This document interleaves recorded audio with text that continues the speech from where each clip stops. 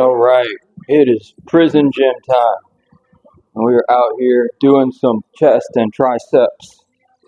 So basically, that just means we're going to be throwing around some heavy weight. So I'm over here. I did the flat bench. I figured I'd just wait on the video and show some of the extra stuff. I think everybody knows how or thinks they know how to bench press. So we won't even worry about that. You know everything about it. Do it. I'm going to do some incline, some decline, some skull crushers, and some other fun stuff. And talk some more about Saul and David, because there's a lot more to say about it than just what I said yesterday. So before we get too far into that, let's bang out 155. Just repping out some things. Got a little bit of extra time today. Not that I'm wasting time. I can do some extra work here. It's going to be bad stormy all day. So there's other work I can do, inside kind of work. So I don't want to delay that any more than I have to, but I am taking advantage to get some extra good quality volume built into this, because we are in sort of the muscle building time of the year. Won't be competing for several months, so we have time to build muscle and then cut out the fat and then get ready for, some more competitions. So for right now, let's hit this 155 for however many we can do.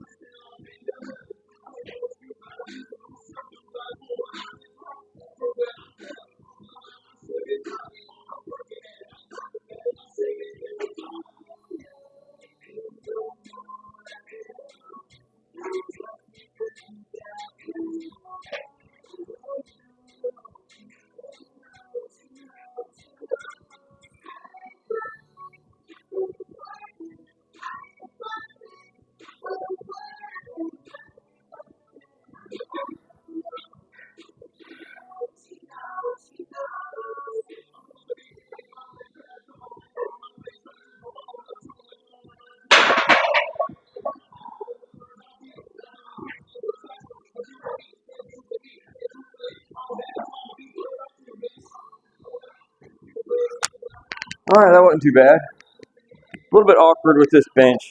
I have to figure out some things about it. I've actually had this bench a long time. This bench has been over 20 years, actually. When I was in late teens. So we're talking like 25 years or more. So anyway, it's got all three positions, which is nice. What I don't like about it is how narrow it is, because on incline I like to be outside of the rings, and I can't do that on this bench, because even on flat I got kind of lanky long arms, so like an orangutan or whatever, so I gotta go a little wider just to get the right kind of angle going with it. But hey, it's all good. Still getting good work in, still making muscles grow. That's really what you're trying to do, right? Now when I drop it all the way down to the decline, it's perfect, because I like to go a little narrow on that anyway. So that's great. Nothing wrong with that at all. So Saul and David, let's get back to that story, into 1 Samuel. Well, we talked yesterday sort of just about individually, what their lives were like. But let's talk about beyond that and how this actually is probably more even more application, if you will. Saul and David were also people that had great positions of leadership. Okay, so being a leader means that however they did things and whatever decisions they made, how they lived their life, was going to affect people outside of just themselves. And I mean, look, I know we're not always in a spot where we got that many people looking at us, but somebody's always looking at you. If you got kids, they're looking at you. If you're at work, people are looking at you. Whether you're a leader technically, you're an influence either way. You might not be the manager or the boss, but people look at each other. It's just what they do. They see how other people do stuff, and then they decide if they like it or hate it, or if they want to copy it, or if they want to do the exact opposite. So with that thought in mind, look at Saul and David and how their decisions affected large numbers of people. For Saul, it affected pretty much the whole nation. For David, he had a group of 600 fighters that were roaming around, and how he lived his life was going to affect them. So I think that's even more imperative for me right now. It's not just, of course, doing what I'm supposed to do for my family, but it's like, how can I say I'm a Christian if my response to my daughter having cancer is to freak out, panic, act like I don't know what to do and I don't know what's going on? And that's stupid. Like, it's like I've talked about Jesus and how awesome and how powerful he is, and then as soon as I'm in a situation, all of a sudden, by the way I act, I'm by my actions saying I don't actually believe all that stuff I said. Well, that's dumb. I mean, really. So it comes down to my example, my leadership, if I even have any, my, power or authority, if I even have any, to whatever extent. How is that going to influence the people around me to either look at Jesus or to look around and freak out? Sort of like Peter walking on the water all over again. So Saul and David, of course, have this effect on other people based on what they do. So think about that for a second and how important that might be for you in your life.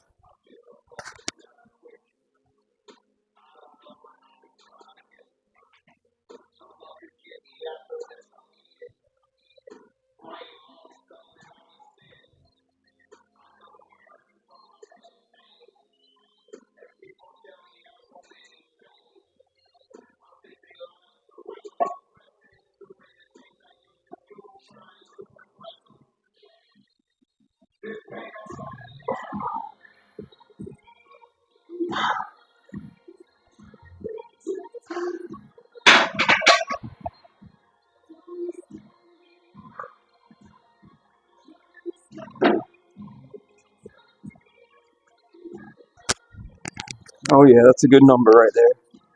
Good reps, good work. It gets hard about when it's supposed to. That's important. Think about it.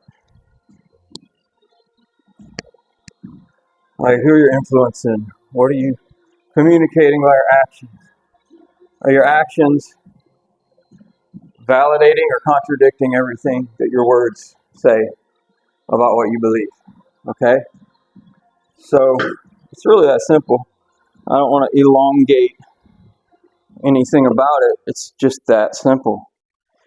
What you do and what you say are going to have a ripple effect in the lives of the people around you, good or bad. In Saul's case, he lost the battle, the nation fled, abandoned their cities.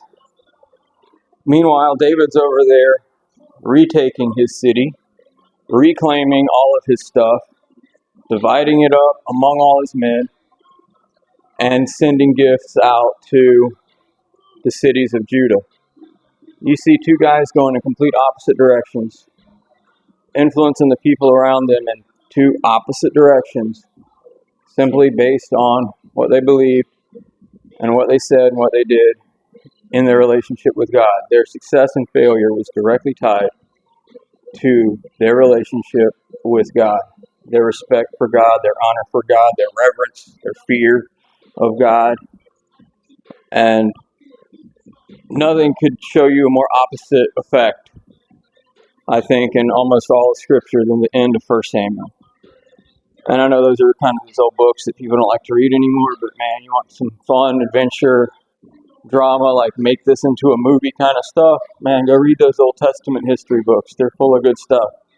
And obviously, they're also full of good teaching, too.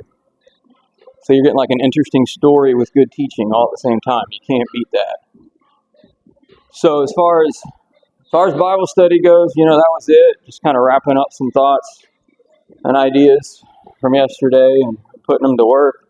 So now let's put some work into some weightlifting and, look at some ISO work on the triceps and the chest. So we're going to do another one of these. Shoot, we might do 4 or 5. There's no rules, right? Just do some work, get some volume built up. I got a little bit of time, let's take advantage of it.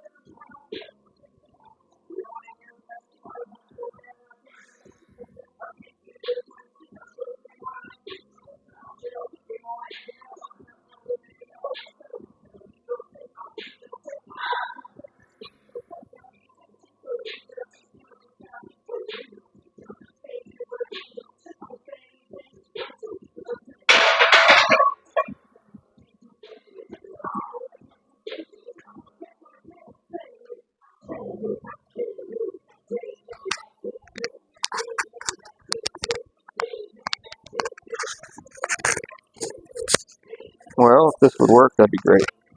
Cool. Alright, so we did 3. I was just kidding, we'll do 3. Because we need to drop it down and do some decline. That's good, you want to like build your whole chest up. Get it going on. Don't get to do that as often, but you know, work it in when I can. Days like today. So that takes a little bit of work. But that's what's cool if you're confined for space. Getting a bench like this, you can do all 3 in it. Don't have to have a flat bench over there and this bench here like we do. Just one of these, boom, you're done. Hit all 3 positions, everything moves, the seat slides back and forth. The back goes up and down. This just comes out. Boom, now you're declined. Now you'll really find out if I got ape arms. I'm just kidding, I'm not doing that.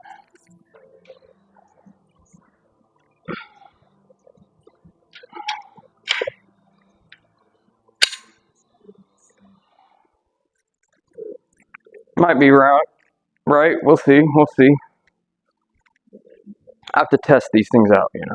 If I'm smart, I'll do what I've done other places in here. It's like, make some marks.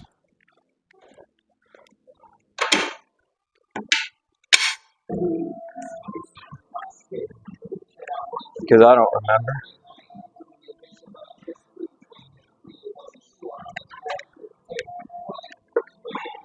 Or at least like, I gotta come up with a system because it's just not working if I don't, you know. Alright, I'm moving this. It's annoying. Plus again, I don't want to sound like Chucky coming after you or whatever. Alright, we probably should do more weight. Decline's easier. At least for me it is. I get mixed reviews on what's easier from different people. Like, I guess you gotta do everything enough times to figure that out for yourself. Don't take my word for it.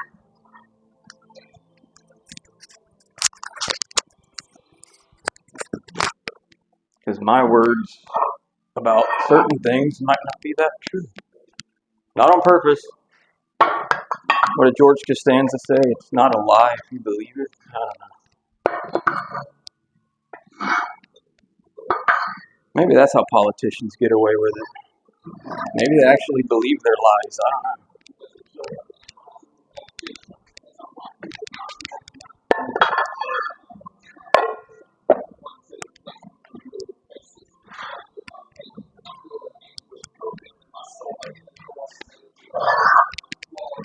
So this is 185-ish. I say 185-ish because these plates being metric, it's like less. Might be closer to 180. I don't know. Here we go. We'll just make the axle bar our microphone stand. It's kind of cool. Yeah, look at that. Oh, probably shouldn't touch the microphone. Sweet. And I can just talk to the wall, so it sounds like I'm doing anyway.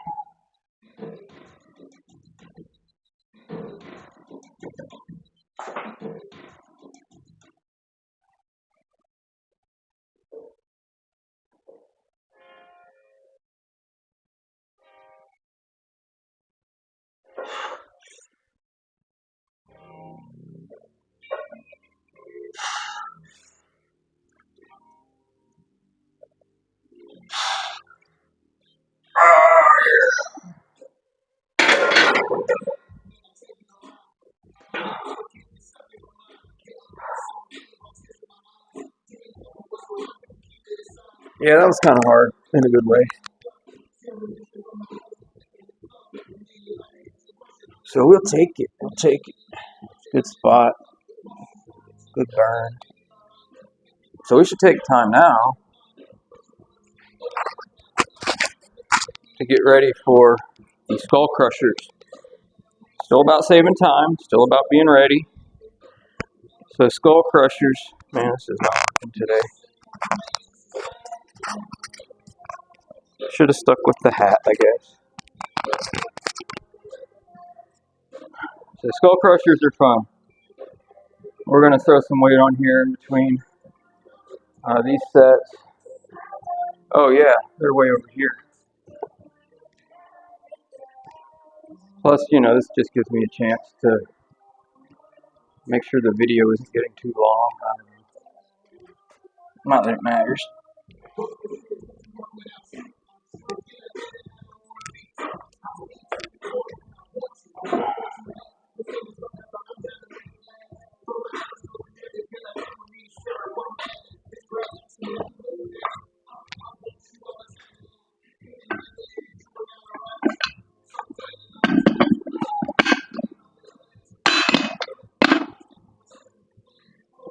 All right, 25s. 25s are cool. Got to get our lockers to lock it down.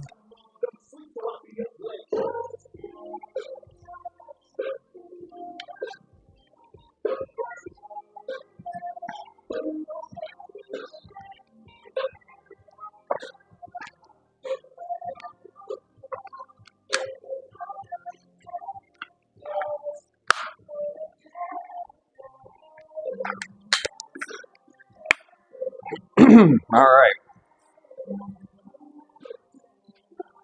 So that's cool. That'll be a good starting point for that. What we'll probably do is throw the bench back up. It's fun to do these incline. Takes a little bit of stress off your shoulders, sort of.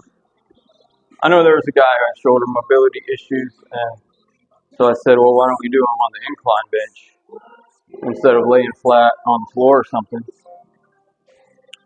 Believe it or not, that worked for him. So I've never had shoulder mobility issues, so I don't know how that helped, but it helped. So cool, good for him, right?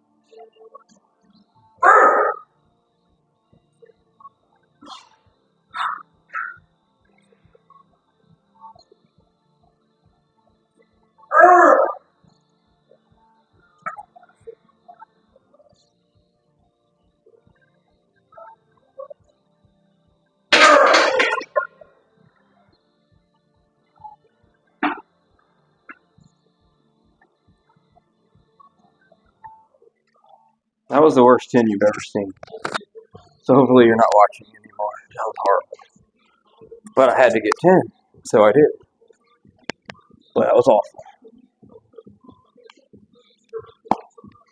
But that's a good sign because I did the flat a little bit different today. We did incline, now we're doing decline, so it's quite a bit more volume than the pushing part today. Doesn't mean the total volume of the whole workout is going to be some astronomically high number that's not good or not safe to try to do. But it's just, you got the chance, you got to take it. Because next week might be, super busy. Pop in here, hit the bench, hit a couple tricep things, maybe some dumbbell flies, something just to get get a whole workout in, but not have the quality volume that you really want. So it's good to put it in there when you can. Plus, I don't like being stagnant. It's fun to do different, be different, mix it up some, get out of ruts. So that 10 was a hard 10. So what do you do if you can't get 10? Well, you do what you do. If you get 8 or 7, then that's what you did. No shame in that. You're trying to push your body to a limit. That's kind of the point. So although 10 was the goal, the higher goal beyond 10 reps was getting your muscles fatigued, building in the hypertrophy so they'll tear up and grow. That's the actual point. 10 reps. You could do 10 reps all day long and have no good production from it because you weren't doing enough weight or some other factor. So I'd rather fail to get to a point because I work my muscles the right way. It's good stuff right there. Nothing to be worried about.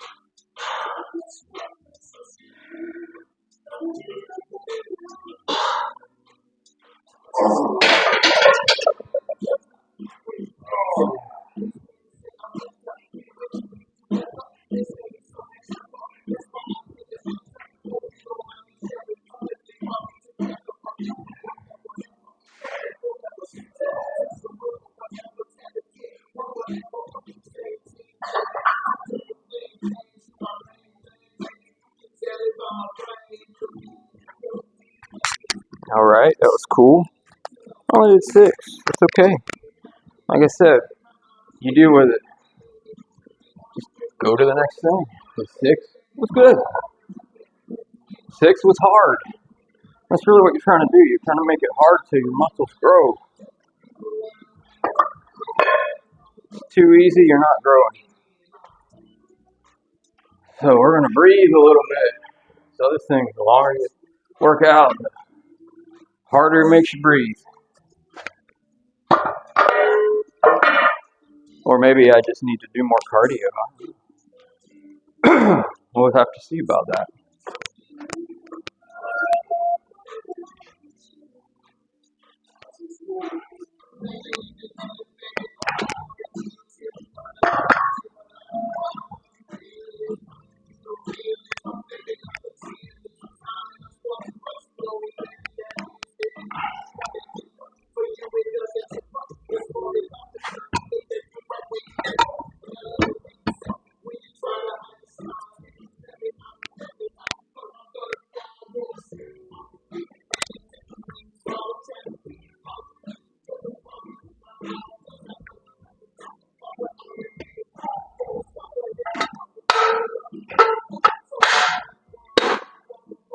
Sweet.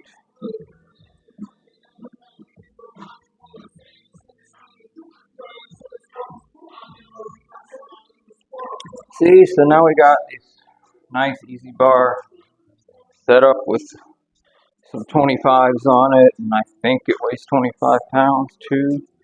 It's hard to tell anymore with these things, but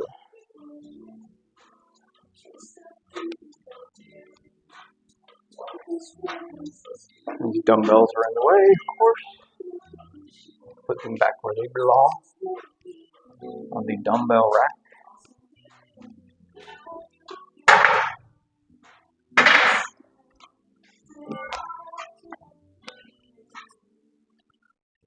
So I'll demonstrate this one, and then we'll just probably end the video, cause yeah.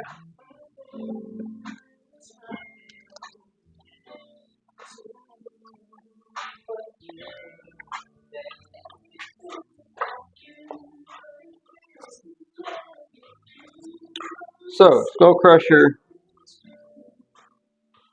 most people know how to do them one way or the other. Part of the trick is keeping your elbows closer together if you can. You're not trying to do it out here, you're trying to do it in here to get the work into the tricep. So, you see me, I lay down, I'll put it up. As I come down to my head, the other thing I'm trying to do is keep this part, tricep, vertical. In other words, perpendicular, I think is the right word, to the ground. So it doesn't matter if you're flat or inclined or whatever, you want that tricep vertical so that your forearm is coming up and down from here, and that tricep is having to make it go up and down. If you take it too far one way or the other, you're not really getting the work into the tricep the right way.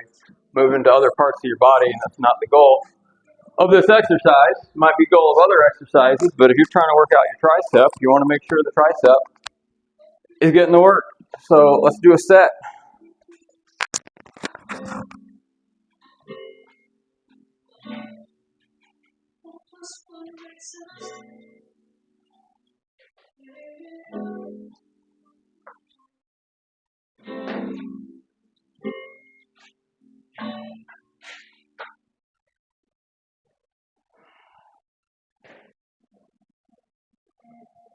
Oh, I'm already messing up.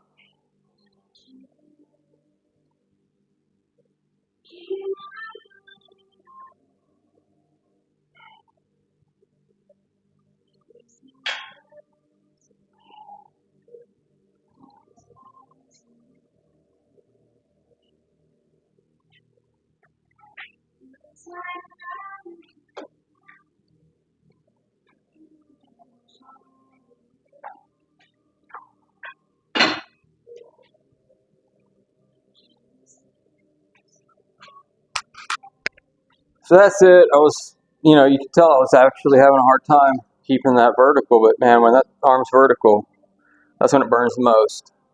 And, like I said, that's what you want. You're trying to get the tricep to grow with this one. Other exercises for all those other muscles.